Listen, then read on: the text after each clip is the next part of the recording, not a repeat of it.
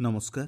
आकाशवाणी कटक आंचलिक संवाद पढ़ुछंती सत्यव्रत बेहुरा।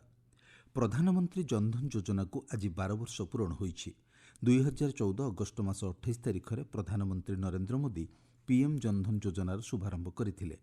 अर्थ मंत्रालय सूचना अनुसार एपर्यंत ଏହି योजनाରେ 59 कोटी 9 लक्ष बैंक खाता खोला जाइछि। एथिरे 3 लक्ष 16 हजार कोटी अधिक टंका जमा करा जाइथिबा जଣା पड़िछि। विश्वर सर्वबृहत आर्थिक अंतर्भुक्ति पदक्षेप स्वरूप पीएम जनधन योजना समस्त भारतीयों को बैंक सेवा जोगाई देबारे सफल होईछि। ଏହି ଯୋଜନାରେ ଗ୍ରାମୀଣ ଏବଂ ଅର୍ଦ୍ଧ ସହରାଞ୍ଚଳରେ 78% ଆକାଉଣ୍ଟ ଖୋଲା ଯାଇଥିବା ବେଳେ 56% ମହିଳା ବ୍ୟାଙ୍କ ଆକାଉଣ୍ଟ ଖୋଲିବାରେ ସକ୍ଷମ ହୋଇଛନ୍ତି।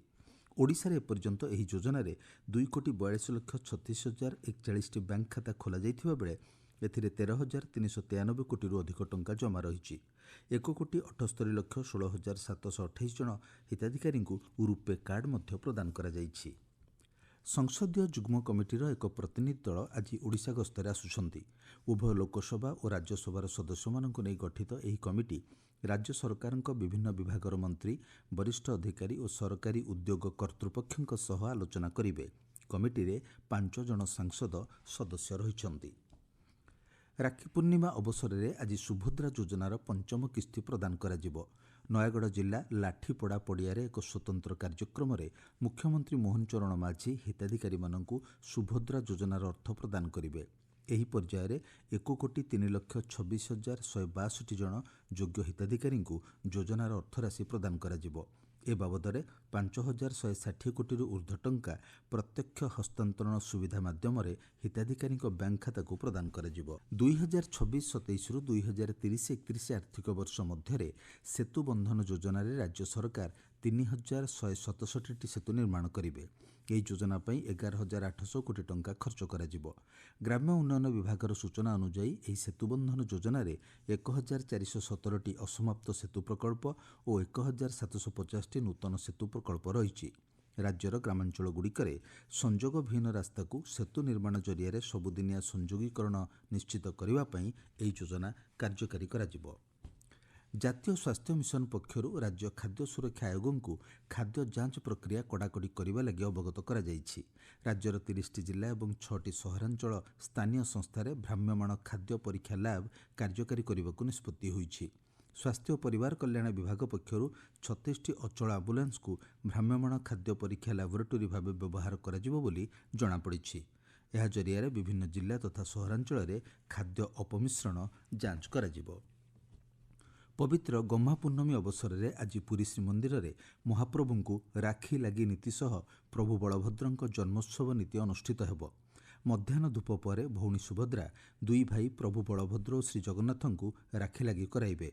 श्रीमंदिर पाटरा विषयी सेवकों द्वारा प्रस्तुत स्वतंत्र राखी और गुआमाल को सिंघारी सेवक माने महाप्रभु को लगी कराइबार परंपरा रही। आज मध्य प्रभु सुदर्शन 4 आश्रम को विजय करेंगे। मार्कंड पुष्करणी में बलभद्र जन्मनीति अनुष्ठित हेब।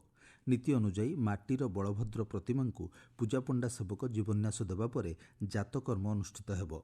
पंचोपचार शीतल मणोही और वंदापना करा जाई बलभद्र माटी प्रतिमा को मार्कंड पुष्करणी में विसर्जन कराजिबो। प्रधानमंत्री नरेंद्र मोदी आसंता 30 तारिख रविवार दिन पूर्वाह्न 11टा बेले आकाशवाणी मन की बात कार्यक्रम में उद्बोधन देवे। यह हेब मन की बातर 137तम संस्करण। आकाशवाणी और दूरदर्शनर समस्त नेटवर्क, आकाशवाणी वेबसाइट और news on AIR mobile app रे यही कार्यक्रम उपलब्ध हेब। आकाशवाणी दूरदर्शन न्यूज, पीएमओ एवं सूचना और प्रसारण मंत्रालय यूट्यूब चैनल में यार सीधा प्रसारण कराजिबो। राज्य सरकार आईपीएस अधिकारी जगमोहन मीना इस्तीफा पत्र ग्रहण करिसेंति। श्री मीना इस्तीफा पत्र केंद्र गृह मंत्रालय को पठा जाइछि। से भुवनेश्वर डीसी भावे कार्य करुछंति। 2013 बैचर आईपीएस अधिकारी श्री मीना तांकर 13 वर्षर कार्यकाल मध्य 3टी गुरुत्वपूर्ण पुलिस पदक पाइथिले। से गत जुलाई मासरे तांको इस्तीफा पत्र राज्य सरकार को प्रदान करथिले। सुवर्णपुर में महानदी साहित्य संसद और जिला संस्कृति परिषद पक्षर स्वभाव कवि गंगाधर मेहर जयंती पालित हो जाइछि। जिलापाल डॉक्टर नृपराज साहू जोगदे कवि गंगाधर मेहर कालजयी साहित्य उपर आलोचना करथिले। बंगोपसागर सृष्ट लघुचाप प्रभाव में आसंता 24 घंटा मध्य दक्षिण और पश्चिम ओडिशा रे वर्षा हेबा नै 13टी जिला को सतर्क सूचना जारी करा जाइछि। आज मयूरभंज और केन्दुझर जिलार केतेक स्थान रे प्रबलरू ଅତି ପ୍ରବଳ ବର୍ଷା ହେବାର ସମ୍ଭାବନା ରହିଛି। ପାଣିପାଗ ବିଭାଗ ସୂଚନା ଅନୁଯାୟୀ ଆସନ୍ତା 24 ଘଣ୍ଟା ମଧ୍ୟରେ ବଙ୍ଗୋପସାଗରରେ ଆଉ ଏକ ଲଘୁଚାପ କ୍ଷେତ୍ର ସୃଷ୍ଟି ହେବାର ସମ୍ଭାବନା ରହିଛି। ଆଞ୍ଚଳିକ ସମ୍ବାଦ ବର୍ତ୍ତମାନ ପାଇଁ ଏତିକି। ପରବର୍ତ୍ତୀ ଆଞ୍ଚଳିକ ସମ୍ବାଦ ଶୁଣିପାରିବେ ଅପରାହ୍ନ 2ଟା 32 ମିନିଟ୍ରେ।